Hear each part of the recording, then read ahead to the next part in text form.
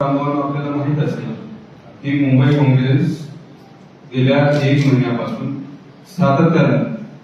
मुंबई महानगरपालिकेमध्ये राज्य सरकार प्रशासकाच्या माध्यमातून जो मोठ्या प्रमाणात भ्रष्टाचार करत आहे किंवा आपण असं म्हटलं तर वावगं ठरणार नाही की या महायुती सरकारनं मुंबई महानगरपालिकेला भ्रष्टाचाराचं पुरण बनवलं आहे। एवढ्या मोठ्या प्रमाणामध्ये भ्रष्टाचार सुरू आहे। मग ते वेगवेगळ्या पुनर्विकास योजनेच्या नावाखाली केला जाणारा भ्रष्टाचार असेल, SRA मधील भ्रष्टाचार असेल,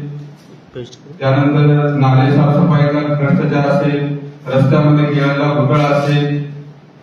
नदीतील गाळ उपसण्यामध्ये केलेला घोटाळा असेल, अशा सर्व प्रकारच्या घोटाळ्याचा पोटफोल करण्याचं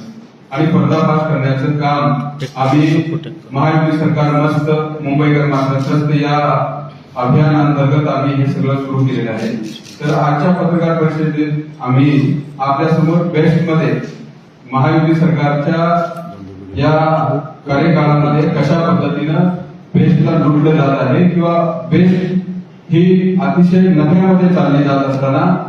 तिला अकार्यक्षम दाखवून तिला बंद पाडायचं आणि एका खासगी कंत्राटदाराच्या घशात घालायचं, अशा पद्धतीचं मोठं षडयंत्र या महायुती सरकारकडून केलं जात आहे।